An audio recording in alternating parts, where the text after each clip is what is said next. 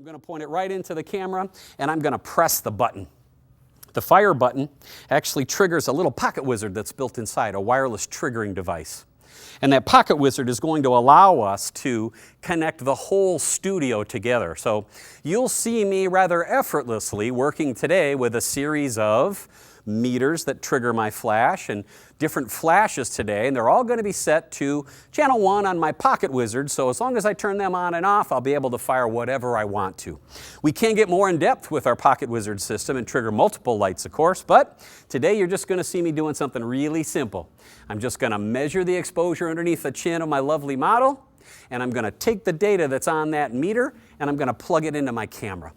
My meter now tells me, hey Will, do you know that the light that I just measured, if you set your camera at ISO 400 and 125th of a second, and if you set it to an aperture setting of f5.6, that it'll look terrific? Well, all right.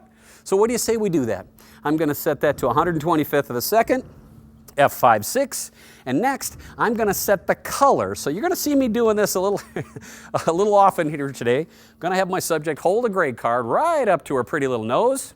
I'm going to do a custom white balance following the instructions from my camera manufacturer. And watch this. I'm going to have perfect color just by doing that. Go ahead and rest that on the bottom there. You ready? Exposure set. My little speed light up there is ready to go. Let's make our first test shot. There we are, just like that. Terrific. Nice little smile. Yep. Great. Up on the screen, you're going to see the picture that I just shot. Now, we're shooting tethered through my computer, so you're going to see that image, and it's going to pop up exactly as I see it here on the set. We're not doing any Photoshop tricks. There's nothing funny in editing. That's the real JPEG that comes out of my camera. We're just shooting in basic JPEG mode today. Here's what we notice. We notice that that image, even though it's lovely and I have a beautiful model today, that's rather harsh lighting, isn't it? Yeah. You see how the light has a feeling, doesn't it? The feeling of that light is that it's strong and it's coming from the left side. You can see that it's above the camera's lens because the shadow on the far side of my model's nose is going down and away, right? Even though I'm just using one little bitty speed light, you'll see that it illuminates not only my subject with perfect exposure and perfect color, but it also illuminates the background, doesn't it? That shot is one light.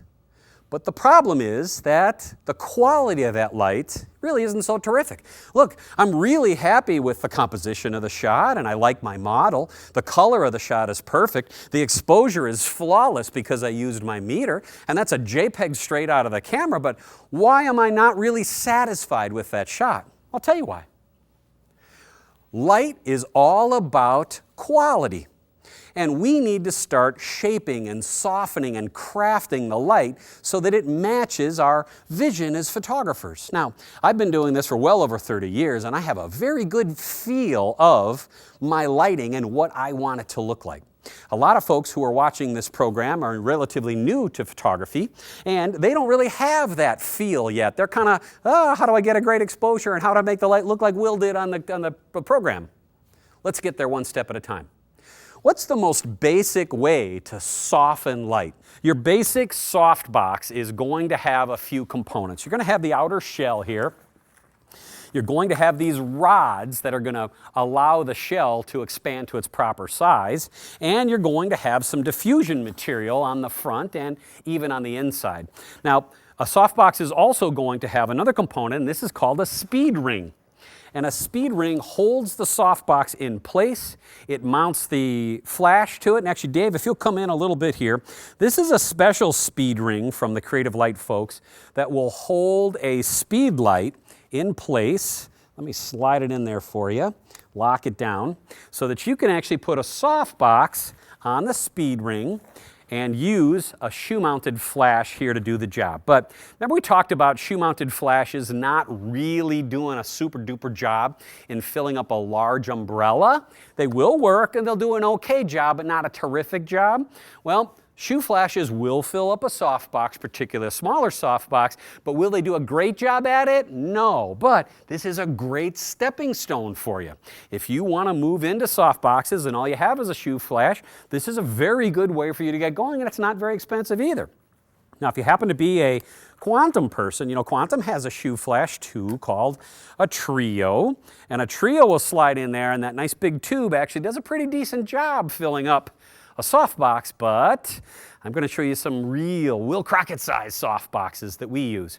I picked my 3 most popular softboxes that I like and enjoy using the most. And probably on the top part of the list is going to be the larger octagonal softboxes. Why? Well, they're big and smooth and soft and even, and they're very easy for me to kind of shape in the manner that I like to do my portrait work in. Also, got another type of a softbox here called a strip bank. And a strip bank is a long, skinny softbox that we can use in a couple of different ways, and I'll show you a couple of neat little tricks with that guy too. And of course, the reference standard of all softboxes is going to be your basic rectangular. Light is all about quality. And we need to start shaping and softening and crafting the light so that it matches our vision as photographers. Now, I've been doing this for well over 30 years, and I have a very good feel of my lighting and what I want it to look like.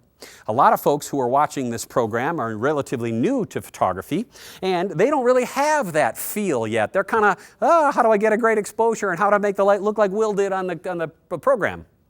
Let's get there one step at a time. What's the most basic way to soften light? Well, of course, we could buy some sort of light modifier for that flash. We could do that. In fact, we'll do that in later programs. But when it comes right down to basics of working indoors, as well as a little bit outdoors, but indoors, it's the umbrella. Umbrellas come in a wide variety of sizes and styles and flavors, if you will. But the 3 basic flavors or reflectivity surfaces, I hate to use those big fancy words, are silver, shoot through, and white. So here's a silver umbrella.